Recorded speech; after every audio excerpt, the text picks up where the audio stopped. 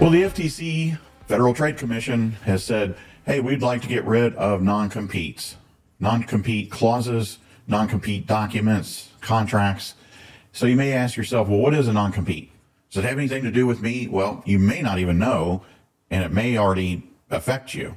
So a non-compete basically means that an employee or an owner or a president cannot go from the company you're working for to another competitive company.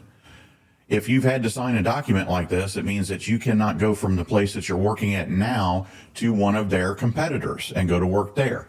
There's a clause possibly that if you signed it is in place that requires you to stay where you are in your current job or go work for somebody else that's completely in a different category. Now, typically a non-compete is a geographic area around a business. Now, it can be a small area or a large area. It can be any amount of area across the United States or just in your town. It also is usually for a period of time. So it could be during the whole time that you're employed somewhere, or it could be for a period of a year to 5 years. You just don't know. It's wide open. So it typically prevents someone from working or starting a new business that is in the same business sector. And ironically and shockingly, it can affect up to 30 million people in the United States right now. The FTC has extended the time that it's going to take comments from everyone until March the 20th of 2023. And then after that, it's going to make its ruling.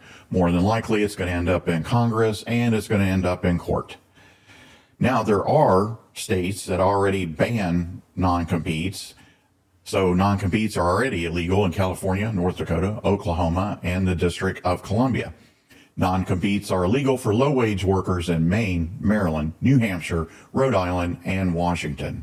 But a federal ruling would blanket the entire U.S. All right, so let me give you a real-life example. I have signed non-competes, and then I've had situations where I have not signed them.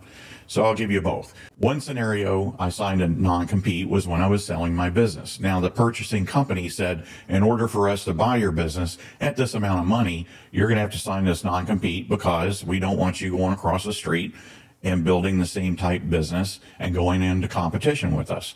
Because, you know, let's say I have a really good rapport with my customer base and my staff. Well, if I didn't sign the non-compete, that means that legally I could just take the whole ball of wax and go across the street and start something new.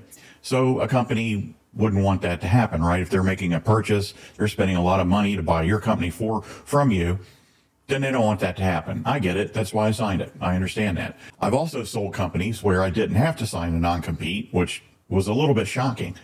I sold a company one time that I didn't even sell over the rights to the business, which meant that I could go across the street, build a new business, take everybody that was working for me and also call it the exact same name, and I would have been fine doing so.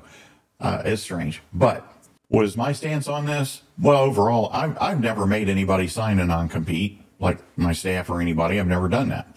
So what's my stance? Well, we live in the United States. It's freedom, baby. And in America, we should not be forced to sign non-competes. And we should be open to go work wherever we want to work, regardless.